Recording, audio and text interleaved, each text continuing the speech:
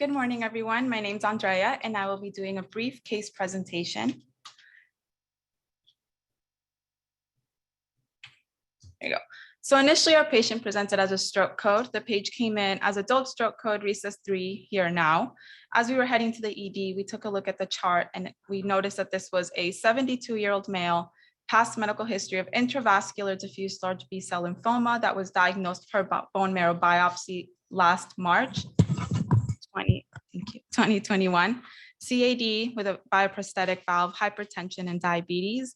Once we got to the emergency department, we spoke to the wife who was at bedside and let us know that the patient had been having progressively worsening confusion for the last 3 days. On our exam, he was alert and oriented to his name, where he was, but he was not able to tell us a day, month, or year, and just kept repeating that it was Sunday and he had to go to church. Otherwise, the remainder was unremarkable. So this is what his CT brain looked like. As you can see on the left-hand side, he has like subcortical sparing concerning for vasogenic edema. And on the right, he has a hyperdense rounded lesion on the right frontal lobe. Because of this finding, we took a look at prior imaging that he had months before, which had been normal from a CT and MRI brain standpoint. So we did recommend admission to oncology for further workup, which did include a brain MRI. And then let's see if it's gonna,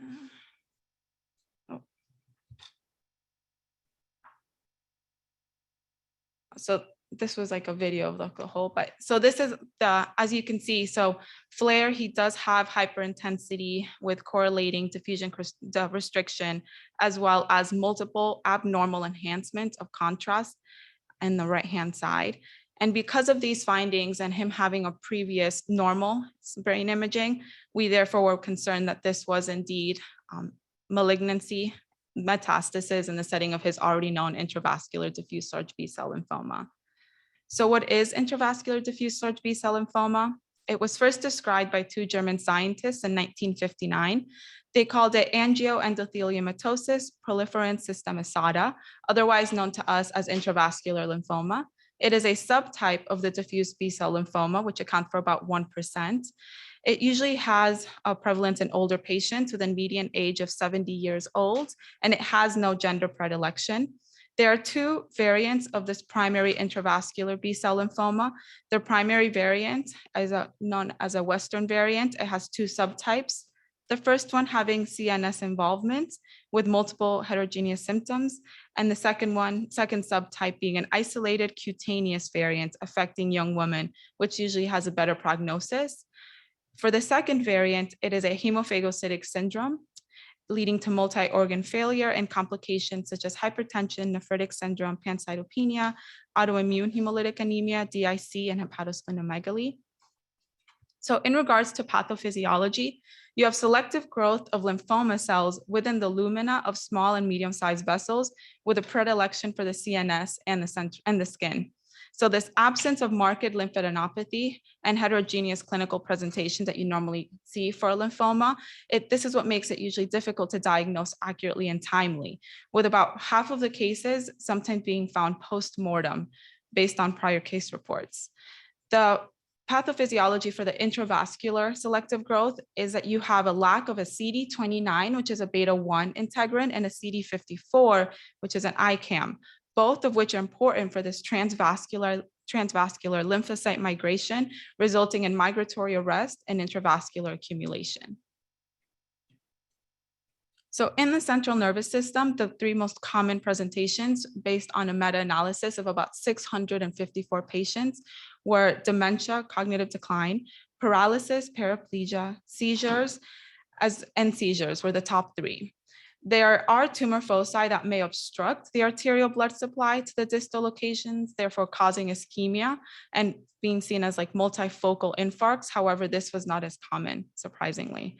Differentials that are sometimes also considered is a primary CNS lymphoma or a vasculitis.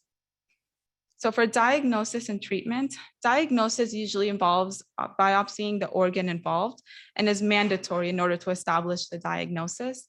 For histopathology, as you'll see on the right-hand side, you'll have large neoplastic lymphoid cells with large nuclei, along with one or more nucleoli and scant cytoplasm within that blood vessel lumen. For treatments, the current modality is R-CHOP, which is rituximab with cyclophosphamide, vincristine, doxorubicin, and prednisolone, plus intrathecal methotrexate. Half of the patients, unfortunately, who were treated with an anthracycline-based chemotherapy relapsed and died within 18 months of diagnosis. And 1/3 of these relapses involved the central nervous system, thereby further highlighting the importance of prophylactic CNS-directed intrathecal therapy. Our patients actually initially did receive the R-CHOP plus intrathecal methotrexate, but unfortunately had pretty severe adverse effects to the methotrexate and had to be aborted early when he had induction therapy. Thank you. Thank you.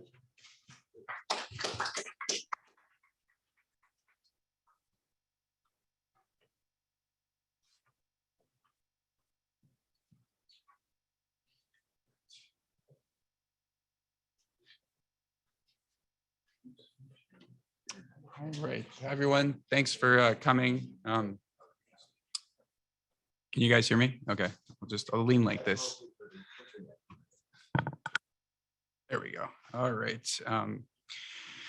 It's my great pleasure to introduce our speaker today, Dr. Josef Parvizi, who started out and did his medical school training at the University of Oslo before doing his PhD at Iowa, and then went on to do an internship at Mayo, and then a residency at Harvard, and then a fellowship in epilepsy at UCLA.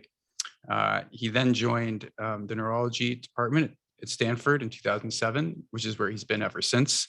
And he's really done just a lot of pioneering work in intracranial EEG to study the physiological basis of the mind.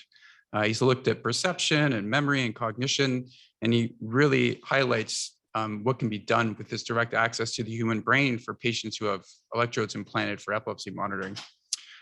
He also has pioneered what I have decided myself to call the objective correlates of subjective experience, where he directly perturbs neural circuits for cognition using stimulation and then assesses their contribution to everyday experiences like face perception through subjective interactions with his patients. It's really interesting work, and hopefully we'll hear a little bit about it today. And then he's also produced just really a string of who's who in intracranial research. And these are people who have trained in his lab and then gone on to do just great work on intracranial work at other places like Mayo and NYU and University of Pennsylvania. And it really highlights both his skills as a mentor and also the importance of surrounding yourself with good people. So it is my great pleasure to introduce our speaker today, Dr. Josef Parvizi. Thank you for coming. Thank you so much. Thank you. Let's see if, So kind. Yes, I hope it will work. Okay. Pleasure to be in your company. And I've been told that I have 3 hours. So no, that was a joke. First, I know I always go over time. I want to make sure that I use the best point of the presentation to do the acknowledgements. First, to those who mentored me. My first mentor in neuroscience was Umberto Maturana, and this book for students was the first of its kind many, many decades ago, talking about how the brain works as a closed loop and system neuroscience. Then I went to Iowa and got very inspired by Antonio Damasio, was my PhD advisor, together with Gary Van Hoosen, a great anatomist. I fell in love with the anatomy and architectural organization of the brain, and then went on to have my clinical training at UCLA with great mentors, as you see here. But foremost, I'm very grateful to the opportunity of being able to directly record and stimulate the human brain as a clinician. So all the patients who have donated their time for our research. And of course, all these very young minds in my lab, I would not be standing here if these wonderful individuals did not work with me.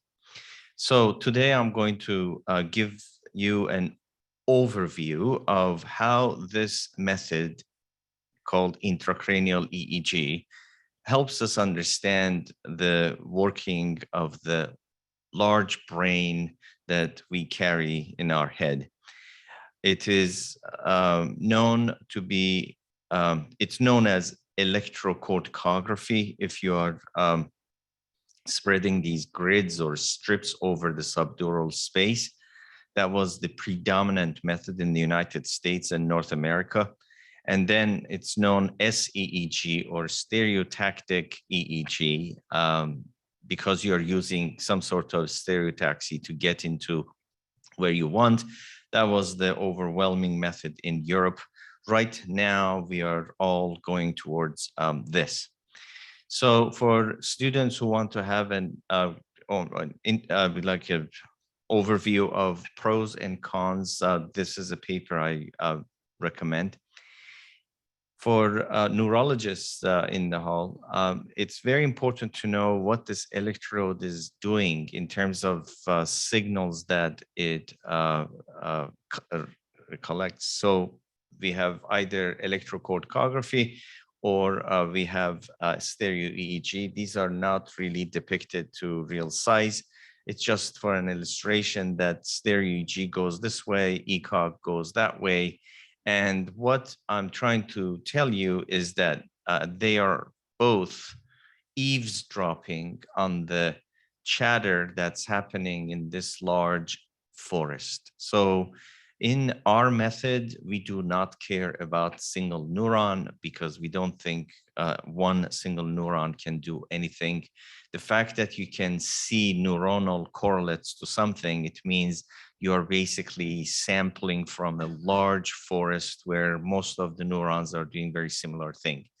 Now, neuronal population code is also known as the mesoscale code. So you have the micro scale, which is the neuronal level, but mesoscale code is what you're actually hearing from the field. So what we will be studying is actually how the field of electricity changes in millisecond window in a given piece of cortex. So these electrodes are going to be collecting signal from thousands, tens of thousands of neurons, and hopefully you'll see how useful that signal may be for our understanding of the brain's operation, especially in large brains like human brain. So if a region of the brain under any of the electrodes is engaged. Now, when I say engaged, I don't mean excited. I don't mean in any polarization terms, but what I'm saying is that this forest starts experiencing a big chatter. There are incoming signals, there are outgoing signals, there are cells firing, and so on. You will see this type of signal change. So here, the color shows you the significance of that change. And on the y-axis, you see the frequency. So as you can see, that this is in the high frequency domain, and it's a very broad domain. We call it high frequency broadband or high gamma. It's very different than gamma oscillation. This is not an oscillatory activity. It is just increase in the field potentials in that forest that I was telling you. And the resolution is in milliseconds, so it helps us understand the temporal dimension. The spatial dimension is in a millimeter. It's not in micrometer like single neuron recordings. So I'm going to be showing you quite a bit of slides about how we can use the signal to decode what exactly is happening inside the human brain. So what we as neurologists and neuroscientists have been taught so far has been largely affected by the tools that were available in the last decades, several decades, and the overwhelming majority of neuroscientific explorations of human cognition, majority of these papers were done with functional imaging. I, as a disclaimer, love fMRI and I use it in my lab. So in the slides that I will be showing you, I'm going to be focusing on how the limitation of functional imaging might have misled us about how the brain works. It doesn't mean that I'm anti-fMRI. I love fMRI, but I want to just highlight some of the limitations for the students of neuroscience to take note. And in the process, I'm going to show how multimodal approach by bringing in intracranial recordings and stimulations may actually help fill the gap that has existed because of the limitations of fMRI. So there are four that I like to talk about. The first one is that wherever you see a figure published with fMRI, most often than not, it's a group-based map. It's a map that has been averaged across many subjects. It doesn't mean that in your brain, the activity is where it's shown.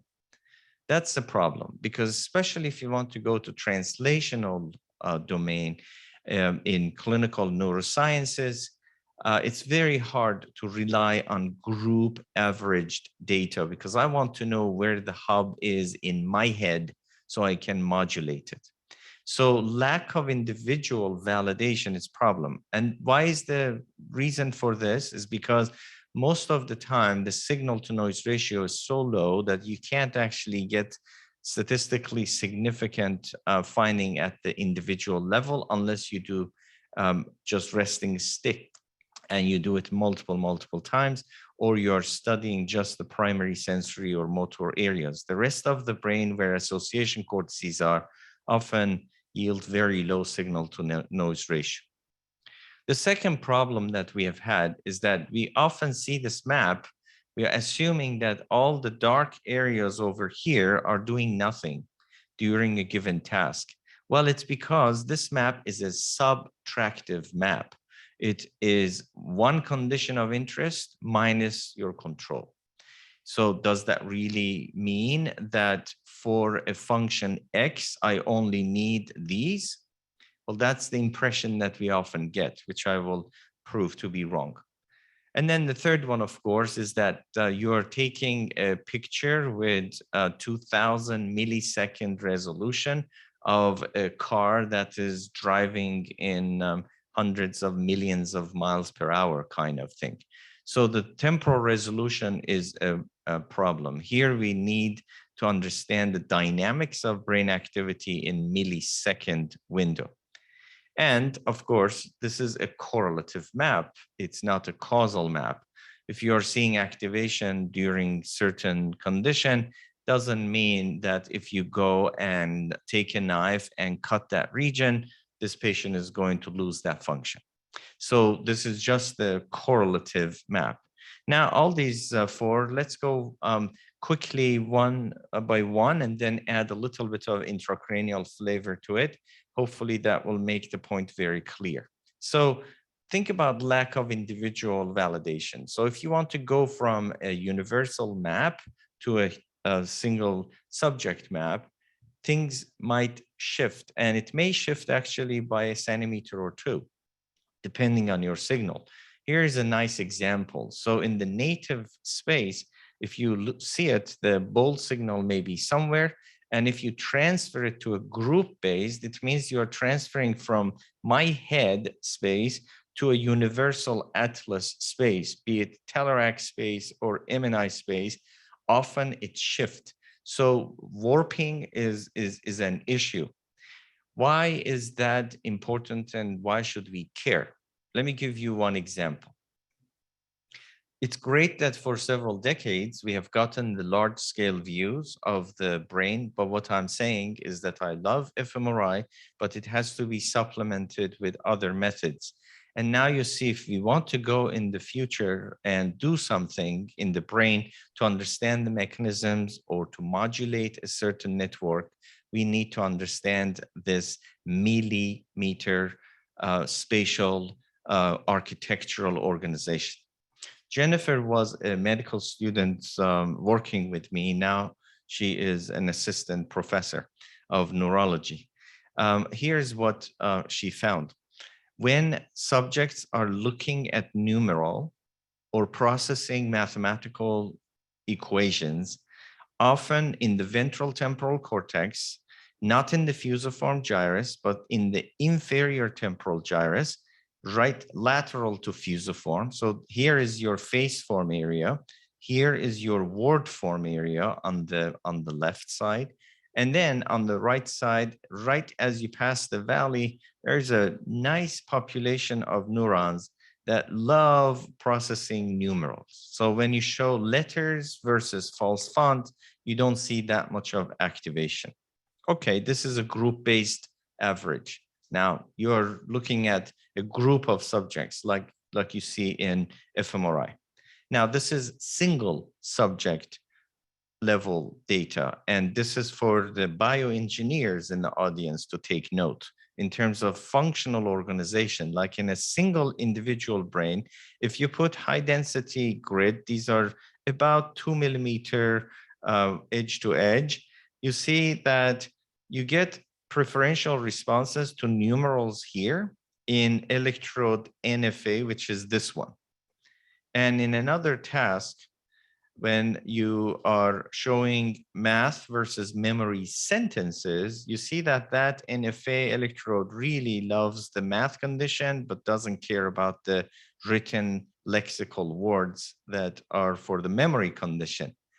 And in another task, when you are giving them 2 plus 2 equals 4, it doesn't care much about equal or plus sign, but loves the 2, and also more so the second one, because it is actually actively working with someone else in the brain to do the act of calculation.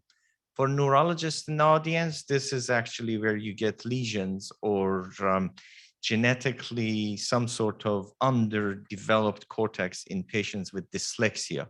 Because it is so close to the word form area, you can have either pure number form dyslexia, or you can have for words and for numbers as well. With stroke, the same thing. So this is seen bilaterally, but more on the right compared to the left. Now, if you go and look at the neighboring electrodes that are just 2 millimeters away, you see that actually the organization, look at these 3 electrodes that are really close by, you see how the signal is actually not the same. So what it tells us is that there is an organization that is preserved here at the millimeter scale. Now, we don't know exactly what the precise size of the grain is in our brain. We don't know how much of these micro columns or macro columns that we need to put together to work like a factory in that particular space. What I'm saying is that in 10 years, 20 years, once our methods are becoming much better, we are going to dive into the millimeter scale of the brain architecture. And that is how we can actually offer some precise neuromodulation to our patients with psychiatric or neurological disorders. So if I put a needle and say, well, inferior temporal gyrus, put it wherever you want. In the Talarak Atlas, XYZ coordinates should be targeted. In one patient, the electrode may fall here, that does nothing. In one patient, it does here, we get effect, hence average 50% responders rate. Now, see how important it is to know this millimeter resolution. You go now this time in another patient on the other side of the brain.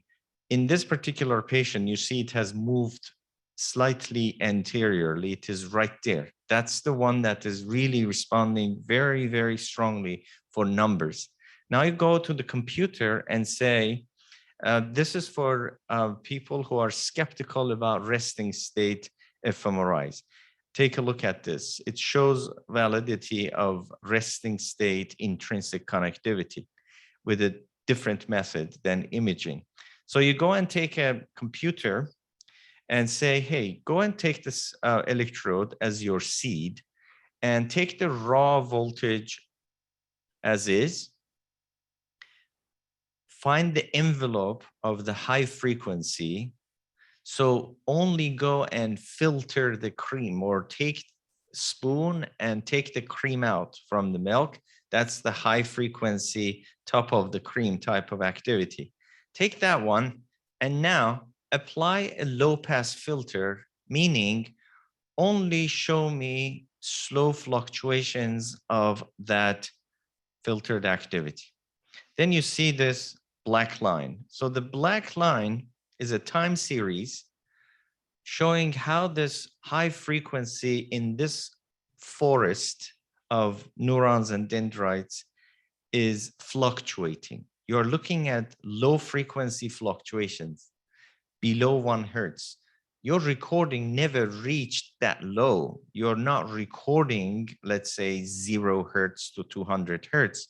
You can be recording 3 hertz to 200 hertz, doesn't matter. You take the top signal, apply a low pass filter, it's a secondary filter, and look at the slow fluctuations. Now you go to the computer and say, go in this patient's brain, find another population of neuron or populations of neurons that have correlated fluctuation. And it goes and finds these ones. And then say, okay, what's going on in these electrodes? Well, I know it's very close to the intraparietal sulcus. This is where Gertzmann reported dyscalculia. Okay, let's go and see what these neurons are doing. You go and pick one of these neurons.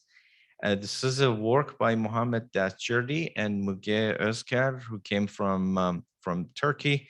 Muhammad came from Iran and Berkeley, and they did a wonderful work showing this.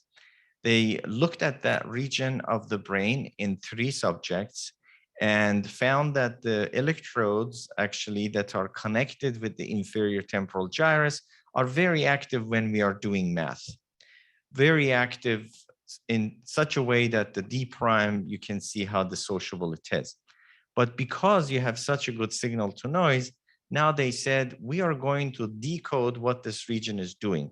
From the task that you have an idea of when it gets activated or engaged, it passes this threshold, you apply that threshold as your statistical significance threshold, and then run it for an hour or 2 while the video is playing, and then it will tell you when that particular electrode is hot or gets activated. So now the subject is in her bed doing all sorts of functions, and we are seeing what happens in that particular electrode when the subject is talking. So here used a couple or other small.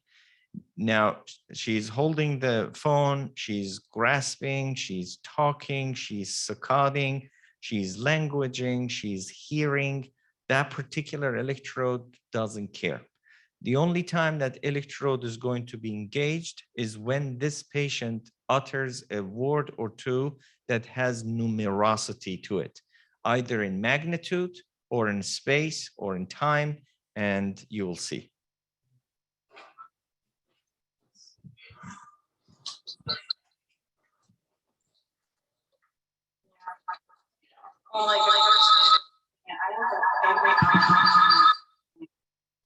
Okay, I guess we are not getting, we are getting some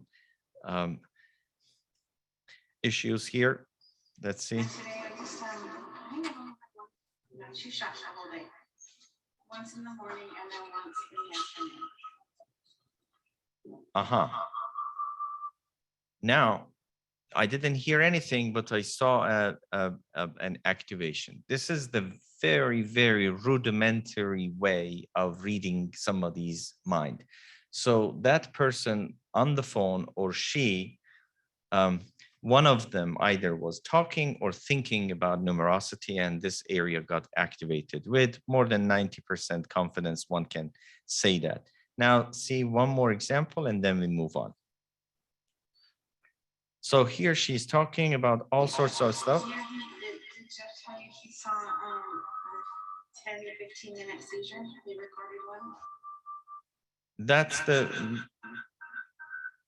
level of precision that you saw. Okay, why should we care about this level of precision, this level of millimeter resolution?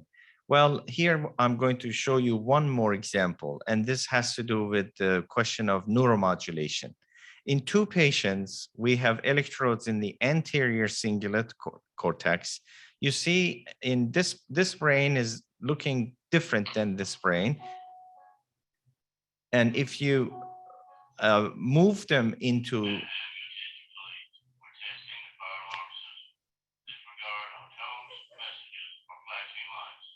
lovely test alarm. Okay, and this is a group of normal individuals.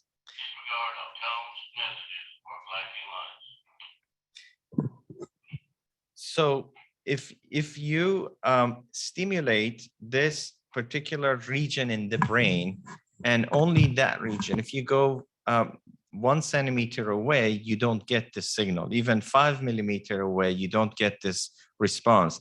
But when we stimulated the subject and the subject, both of them had this feeling of, now you're making me worried about something, sense of foreboding, but I know that I will be able to meet the challenge face to face. I'm very determined and I feel that I can do it. You're making me push harder and harder. And they also had tachycardia, and they had a referred sensation. Either one of them had it in the chest, the other one had in the neck. I won't show the video for the sake of time, but the video is downloadable from the site. The whole idea here is that if you stimulate 5 millimeter away, you don't get that response. So that may perhaps partially explain the failure of some of these therapies we offer to our patients, because we go with an MNI space or a Telerac space. So if you want to treat somebody's obsessive compulsive disorder, here is the recipe. Go. You are a surgeon. Go and find 2 centimeter posterior to the most anterior point of frontal horn, et cetera, and go and cut it. And guess what? And this was the best results from Mass General, showing that you don't actually get perfect response. You're getting only 35%. I'm not saying this is the full answer, but this is clearly one of the biggest hurdles we have. And if you have followed the literature on neuromodulation of depression, we all got so excited when Helen Mayberg, sorry for the typo, Helen showed how wonderfully they treated their 4 patients with refractory depression when they stimulated the subgenual cingulate. Then they opened it up to clinical trial. A lot of surgeons went in.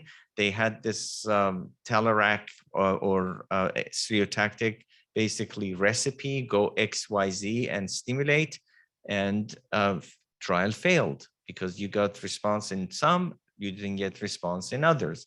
And now everybody's moving back and saying, okay, we need to go and find some biomarkers non-invasively in the patient's own mesoscale level and go and stimulate right there. And that is really the important point. Now, going to the second point, why that's important. This is for neurology residents and neuroscience students. When you see a map like this, the most wonderful map of the language network, this is a probability atlas in over 800 subjects. The darker it is, the more overlap you see across subjects. So that gives us an idea as if this is your language network in the brain. As if when I'm doing language, I'm not using any of these areas. It's almost like it doesn't make sense. How can you do, for example, reading without your retina? So retina is not in this map because this is subtractive, A minus B. The control task also needed your retina. But for us to understand how the brain works, we need to get to a global space to understand how many regions of the brain are working together. You have heard we use 10% of our brain most of the time. And I don't know who came up with that myth. It is not true. We actually examined it recently. We gave 2 + 2 = 4. So subjects have to say if it's correct or incorrect. Very simple math. And also some language dependent stuff. And here you see how much of the brain is active. Whatever color you see gets activated when you do 2 + 2 = 4. So you are using more than 60% of the electrodes that were implanted showed significant activation or engagement when we were doing simple tasks. So if you do one minus the other, you're going to filter out first the eyes and ears and other areas, motor cortex and so on, and you're not going to see necessarily what exactly is going on across the whole brain. So if we want to understand a cognitive function, we need to really have that view in our head. Brain doesn't work in subtraction. It doesn't work target minus control. The brain, we need to understand from A to Z how different areas of the brain are active. Some of them are task generic, some of them are not that generic. Now, why does the temporal resolution matter? So this is when you're doing 2 + 2 = 4. This is 0.4 seconds. This is 0.8 seconds. That's 1 second. So these signals come X + Y = the answer. So you see, after each stimulus has been presented, you see a significant increase. And right now, when you're doing calculations, it comes right after the second one is shown, because the first digit doesn't create calculation. The second one starts and kicks the calculation. And now you see how long it takes for each region of the brain to get engaged before we do 2 + 2. So in the service of a cognitive task as simple as 2 + 2, you see how many regions have to hold hand together to make that function possible. So subtractive method is going to be a problem. Now moving to the causal one, if you have a map, you don't know how important it is for causality. You may think, well, activation means causation, but that's actually not the case. And this is for my neurology colleagues interested in prosopagnosia and face processing. In one patient, we had electrodes covering the temporal lobe. You're looking at the patient's right temporal lobe from his feet. So this is the right temporal lobe, ventral, and these 2 electrodes in the same subject's head. We took the patient to scanner before we implanted him. We showed him faces and we mapped his face form area. You see the patch of bold signal when he's looking at faces compared to non-face. Now we are doing the same kind of task. We are showing faces compared to others. This time we are not comparing one minus the other. We are comparing one minus its own baseline, which is 200 milliseconds before the stimulus comes up, because you have that resolution. Now you see that this area really lights up when you show faces. We went in and stimulated those 2 electrodes, and this is what the subject reported. 1, 2, 3. You just turned into somebody else. Your face metamorphosed. Your nose got saggy, went to the left. You almost looked like somebody I'd seen before, or somebody different. That was a trick. Did I keep my gender? Yeah. Oh yeah. How did you know I'm not a female? Because you're still wearing a suit and tie. Oh, you could see the suit and tie. Yeah. Only your face changed. Everything else was the same. That information is really important in the field of cognitive neuroscience, because for a long time, we were not entirely sure if this region is a lot into face processing, or some people had shown it shows activation when car salesmen, experts of cars, look at cars. Well, yes, cars look like face from the front. And this patient, we did quite a lot of testing. The only thing that changes is the face. And later we showed that actually that face perception is very dependent on a specific area in the posterior fusiform gyrus. There we go. Here, so in this patch, there is an MFOS and PFOS, and only stimulation of the most posterior one causes it. So in this patient, we were stimulating both of these patches, but later in a different study, which I won't tell you much about, we showed that it actually happens only when you stimulate the PFOS. Okay, what am I saying? Well, Vinita Rangarajan, right now a faculty at Penn, showed something really remarkable, showed that activations are bilateral, like fMRI. But guess what happens if you go and stimulate? Nothing happens if you stimulate the language dominant area. Face perception stays intact. So it's all blue. Yellow means they saw some phosphine, they saw some zigzag stuff, but no problem with face processing. So that is what I mean in terms of causality, and level of causal information is really important to get. In one patient who was strongly right-handed, we were doing this from the right temporal lobe, presumably her non-dominant, language dominant hemisphere. We were doing stimulation, we were seeing face form activations, we had found the fusiform area. I stimulated, nothing happened. I stimulated, nothing happened. This patient was going to have temporal lobectomy the next day because the right temporal lobe was epileptic. So we went to her and said, we think this hemisphere is very odd, but it's doing something. It may be your language dominant hemisphere. She said, well, then don't touch it, don't cut it. We took her to WADA test. WADA didn't work because of tortuous arteries, and we pulled the electrodes out. We did not do the temporal lobectomy. We sent her to fMRI.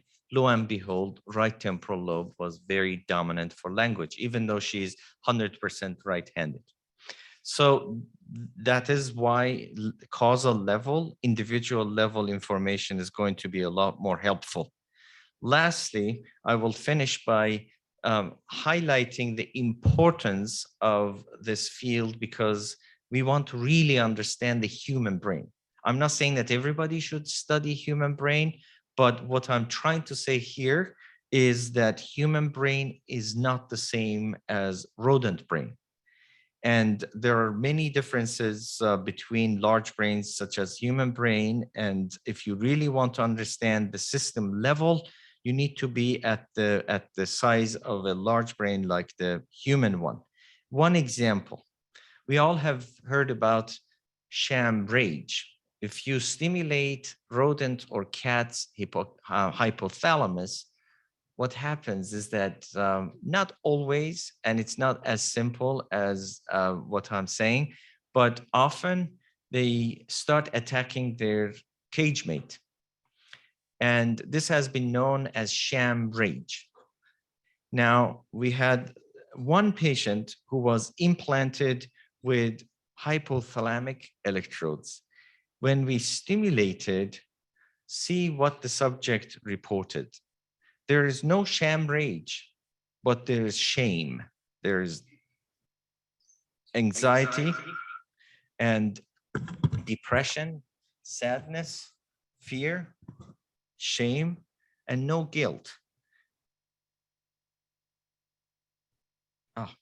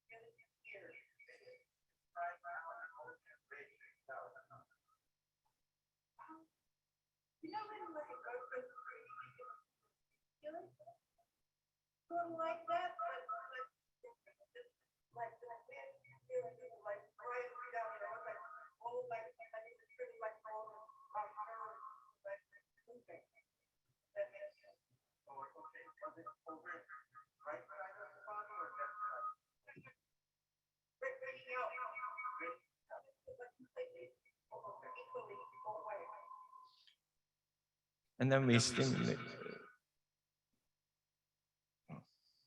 stimulated 6 milliamp and asked her to rate different emotions. And this is how he's rating: embarrassment 7, guilt 0, shame 8, and so on. And you saw from the face, there was more of sadness, anxiety, and depression rather than sham rage. So that's why it's important to see that distinction.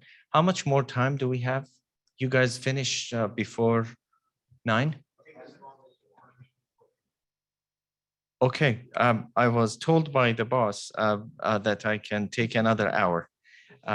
No, I won't be that inhumane. So I have a couple of more slides for those of you interested, why it is interesting to study the human brain.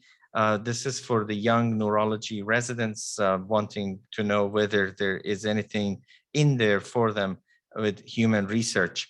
I'm going to show you an example of a case when we were stimulating the insula in a human subject.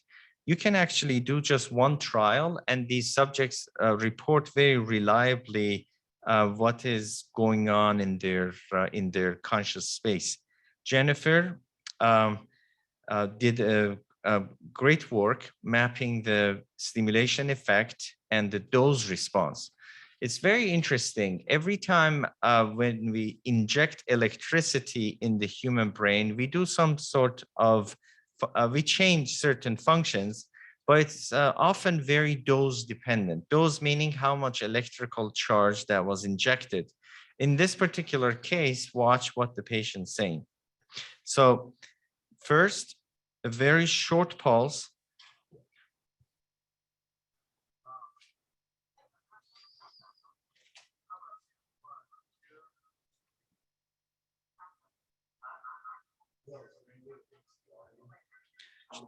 She says, but then I see. 1 second, no worries, no worries. We are all savvy. Yeah, there we go.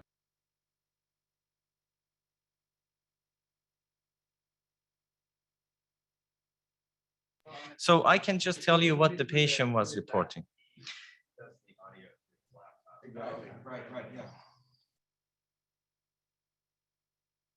Okay, let's. Well, I can just tell you what the subject was saying. The first one is she's saying, I'm tasting, I'm having hallucination of eat chocolate. So the low dose gave her the sense of milk chocolate. And as we increase the dose in the insula, by just applying a little bit more longer pulses, she said, oh, ouch, this is becoming very distasteful, dark, burned chocolate. You will see it from her face.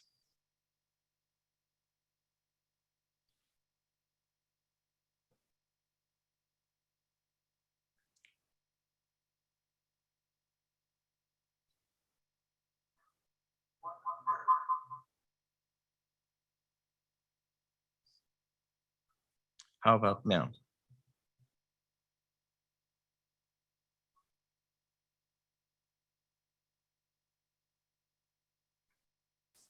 Look at the face and frowning. So that's the dose response, and these patients can actually report very quickly. So I think I will just conclude here that for us, the road ahead in terms of really trying to understand how the human brain works and how it is different than or what makes us humans human, we really need to understand the brain in better spatial and better temporal domain, and we need to do it with causal level of information. And that's really the conclusion I wanted to bring to you. I also want to conclude by saying that we actually need to be patient and think about a brick and mortar model, because we need a lot of more information, especially with causal relevance, mesoscale level. We hope that research like this will be supported because it will hopefully provide some important human level information. What I'm trying to say is that the road ahead is open for young students to join and gather information. We don't have enough information to understand the human brain. Conclusion I have for you is that for a long time, we were doing course method with lesions and so on, Broca style, neurology style. Then we went into neuroimaging era and did that with those 4 limitations, which I think has to some extent incapacitated us in terms of understanding what exactly is going on in the human brain. So it's time for new evidence, time for new information, and this is a great time for younger students to join the club. So thank you very much. Do we have time for questions? Absolutely. Anyone who needs to leave, feel free. So anyone on the internet who has a question, just put it in the chat. Anyone in here, just raise your hand. So we'll alternate. Atif, you can go first. So thank you very much. That's very exciting and information. Stimulation, the parameters you use, you're confident that you're actually stimulating and not inhibiting. So the question is whether we are stimulating or inhibiting. I think you have the world's expert here, Cameron McIntyre. I think you should ask him sitting in front of you. Cameron, are we stimulating with these frequencies, 50 hertz, 300 microsecond pulse width? Yeah, so I mean, it's all relative, because I think really one of the things that I got out of your talk is that there is no A to B connection. Everything is like a big interactive network. And so it's kind of old school to think about things being excitatory or inhibitory. And I think the new school is really, how are you modulating the dynamics of a network? So Dr. McIntyre says with the stimulations, with these parameters, we are not necessarily exciting or inhibiting one region, but we are injecting electricity almost like in a water bed. We are putting a stone somewhere or changing the dynamics of this whole network. Yes, I wish I were here and talking with you, Cameron, learning a lot more, but yeah, we know very little. Corey Myers, you want to ask your question?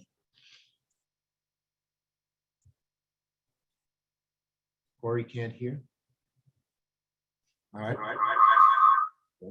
So I'll just read it. Corey Myers says, thanks. Appreciate comments on phase amplitude coupling on or other quantitative measures. Cortical.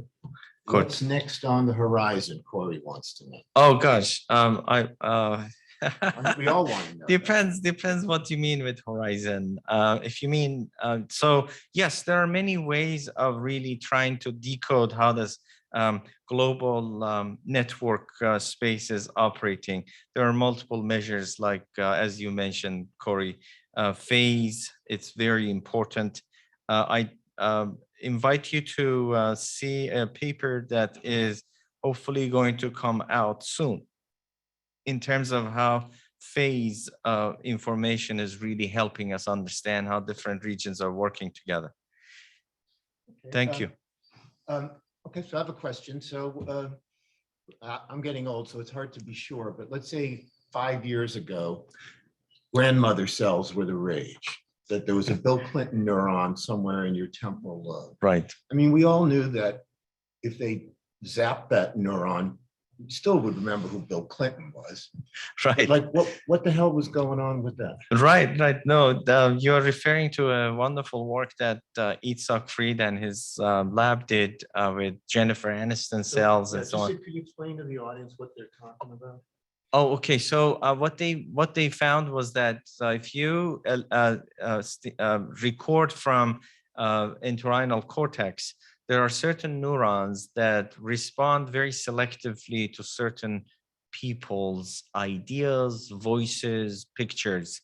And interestingly, that particular, let's say in one case, there was a neuron that responded with increased firing every time the word Jennifer Aniston came on the screen, or the picture Jennifer, or the word and even when they were free recalling Jennifer Aniston, it started firing before they said Jennifer Aniston. It's been a big dilemma. Do we have grandma cells in the brain, meaning we have one cell for one, let's say, item that we know, like a knowledge grain?